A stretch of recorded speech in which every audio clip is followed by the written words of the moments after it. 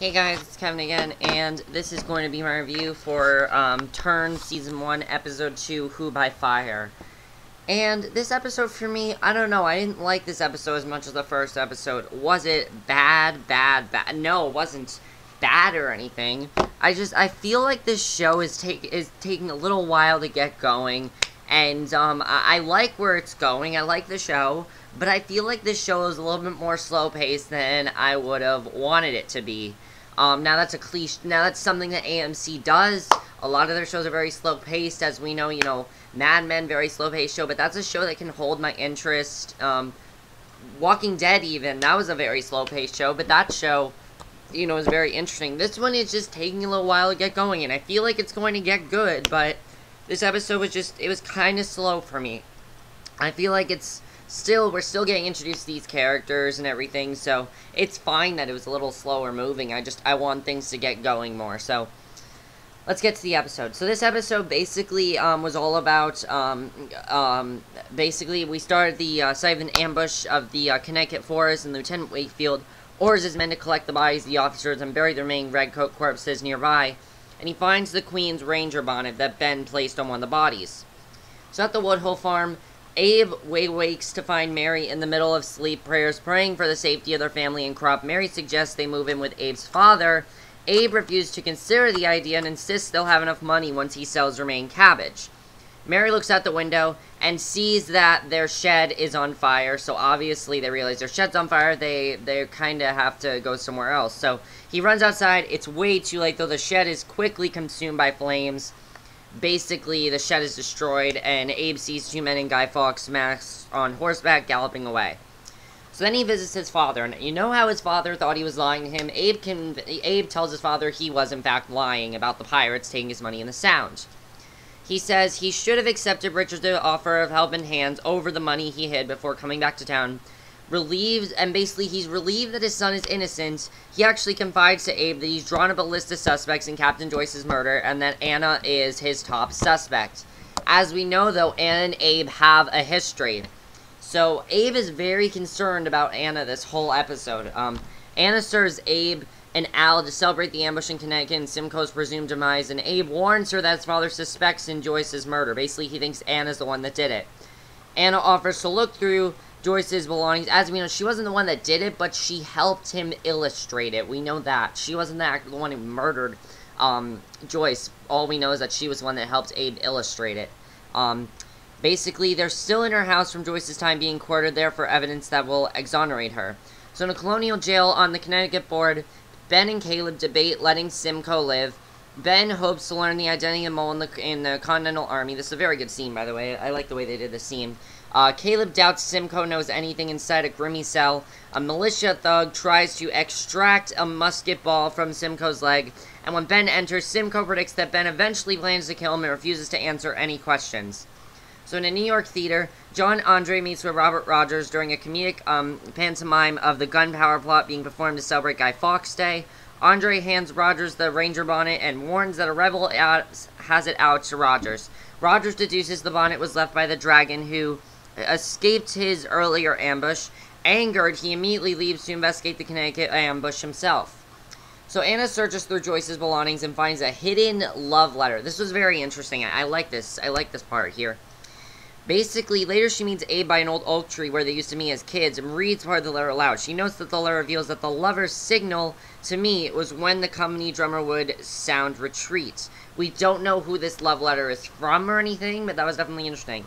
And then one of the biggest twists of the episode is that Andre actually has sex with Philomena, an actress from the theater, and I was surprised that we had a big sex scene. I didn't think we'd have that on the show, but we had two of those this episode, and basically she flatters Andre and slyly asks how many commands.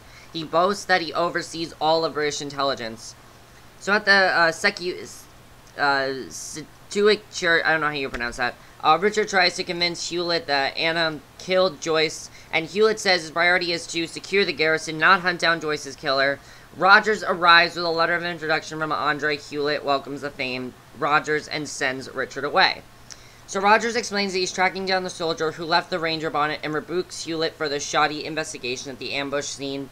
He then demands to see the bodies of the officers from the Connecticut raid, And in the tavern cellar, Hewlett shows Rogers the barrels in which the bodies of the 3 fallen officers from the ambush are being kept. A 4th barrel holds Captain Joyce's body, but Hewlett insists Joyce's death is unrelated to the ambush. Rogers disagrees and decides to look deeper into Captain Joyce's murder. He's pretty sure now that Anna did not do it. In the colonial jail, Ben apologizes for Simcoe's rough treatment and tries to supply information as Simcoe would whine in conversation. Simcoe sets through his scheme and mocks the rebel cause. Angered, Caleb beats Simcoe with his own brand of interrogation, because as we know, they're still trying to kill Simcoe, but what they need to interrogate him first. So, you know, that's going on as well. So, back in Situate, however you pronounce it, Rogers approaches Abe and Richards at the village's bonfire celebration for Guy Fawkes Day, introduces himself to Abe, and offers to buy them a round of drinks. So Rogers says he suspects Joyce's death is connected to the Connecticut ambush on Joyce's men. He then shows them a commemorative Guy Fawkes Day silver coin he earned for his service to the crown during the 7 Years' War, and inscribed with the motto, "He who conceals himself is detected." As Anna serves him drinks, Rogers asks him to join them. Abe asks Anna to show Rogers the love letter she found in Joyce's room and postulates that Joyce was killed by a jealous husband. I thought that was actually very interesting when we found that out. Basically, he said, let's ask Captain Joyce. So in the cellar, Rogers pulls Joyce's pickled body from its barrel, and in addition to the cut across Joyce's throat, Rogers finds a second stab wounding Joyce's lower back, and which he surmises means Joyce trusted his killer and had his back turned when he was attacked. And after coming up with a list of female villagers who work and live within earshot where the company drummer regularly signals, they narrow it down to 2 possible suspects, Clara D. John and Anna. So it's one of those 2 people. So back outside the bonfire, Rogers orders the company drummer Ensign Clayton to stand retreat as they observe Clara. Because they're not sure who this girl is. They have no idea, you know. They basically want to try to get as much information as they can on this girl. Because, again, they don't know 100% that it's Anna. They're pretty sure it is. But they want to see who this Clara Dijon girl is. She doesn't react to the drummer. Neither does Anna. However, Abe notices Robeson freeze at the sound. Abe later confronts Robeson and tells him to meet him, and he said, "Where'd you kill Joyce at midnight?" And in the forest, Abe shows Robeson the love letter. Robeson admits he killed Joyce. So yeah, it was Robeson who killed Joyce. I thought that was really big. And after Joyce blamed him for starting the tavern brawl that got him dismissed by Hewlett, Robeson also admits to torching Abe's shed to fuel the town's hatred against Abe, of whom he intends to make a scapegoat. So pretty much, Abe is pissed at Robeson at this point. Robeson then turns and whistles, and Ensign Clayton emerges from the darkness and attacks Abe. Abe screams, "Major!" Rogers screams out, kills Clayton, then confronts a terrified Robeson who pleads for his life. Rogers informs Robeson that in exchange for letting him live, and not revealing his butchery with Joyce to the townspeople, he will serve as Rogers' eyes and ears in Situate. And Rogers then makes Abe give his word that he'll keep the arrangement with Robeson a secret, and let him know if Robeson tries to flee, and give Abe the Guy Fawkes silver coin for his trouble.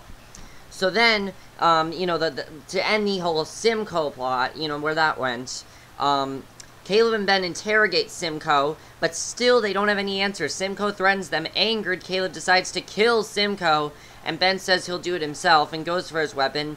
General Scott rushes in. Scott apologizes to Simcoe for his ill treatment and orders Ben to report to Fort Lee to face disciplinary charges. We don't know what those disciplinary charges is, but I'm very interested in seeing what's going to happen there, because obviously this guy wants to protect Simcoe, so obviously he's going to do something bad to Ben, so we're going to have to see what happens there. I'm definitely very interested in seeing that. So then, very surprisingly, Philomena and Andre have sex again, and Philomena then asks Andre where his next mission will be, and he reveals he has just completed his mission recruiting a young agent. He asked his new honey trap if she's ever been to New Jersey. As we know, that's where the show takes place. The show takes place in New Jersey, so basically what I'm thinking is he's going to take her with him to New Jersey, and I don't really know what his plan is, but he's going to take her with him. And then the very end of the episode, you know, Abe is very concerned for Anna's safety. He doesn't know, you know, what's going to happen to her or anything. He's very concerned, because as we know, that guy framed her, so he's very worried about her. And he says, "I've seen that a signal can be detected, no matter how secret it is." He says, imploring her to stop hanging petticoats for Caleb. He also informs her that Simcoe's body was not found at the Connecticut ambush site. He concludes by telling her, "I won't risk you further. It's too dangerous for us to meet or even see each other," and leaves her staying alone in the forest. So basically, he has to leave her on her own because it's just way too dangerous for her. He's way too concerned about her, and he's really worried that something bad will happen to her. So yeah, I really like this episode. As I said, a little slow, but I feel like it really got moving towards the end of the episode, especially the whole main plot and everything, and the fact that we found out that it was, you know, Robeson that killed Joyce.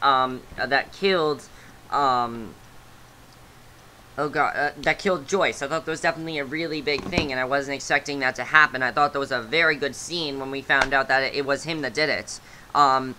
The other thing is, what's gonna happen to Ben and Caleb now that they've tried to kill Simcoe? This guy obviously wants to protect Simcoe at all costs, so I don't really know what his plan is, but I guess we'll just have to see. But whatever his plan is, it's not gonna be very good. And then also, Philomena and Andre, where are they gonna go? Do you think they're kind of developing a relationship there? I'm not really sure. But overall, for me, this show, here's what I'm thinking about the show. Again, as I said, a little slow-moving in some scenes, but I feel like now the show has really gotten going. It's really just the whole premise and everything in this episode was really well done. I really like the way it was done. I really like the big reveal that Robeson also was the one that torched the shed. I thought that was really big as well.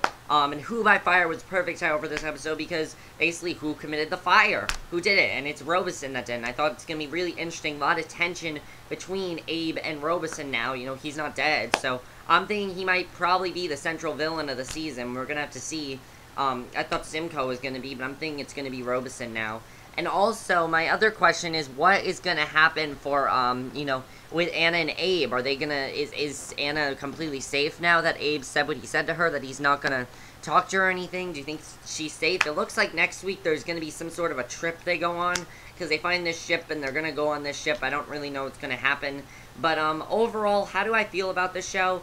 For me, as I said, it took a little while for things to get going, but now I feel like things have finally gotten going. And I feel like the show, you know, is getting really, really good. I'm really into the show now. I feel like it's good. I'm looking forward to seeing where else it goes, because I really was into this episode. So yeah, let me know what you guys saw this episode. Were you surprised by some of the things in this episode? I myself was surprised by the sex scene. I didn't expect for there to be any sex in this show, but there was. I thought that was a little surprising. Were you surprised the big reveal that Robeson was the one that killed Joyce? Were you surprised by that? Is there going to be tension between Abe and Joyce now? What's going to happen to you, Ben and Caleb? But that's it for my review. I hope you enjoyed, and I'll see you guys in my next video, which will be my review for Mad Men. So see you then. Bye.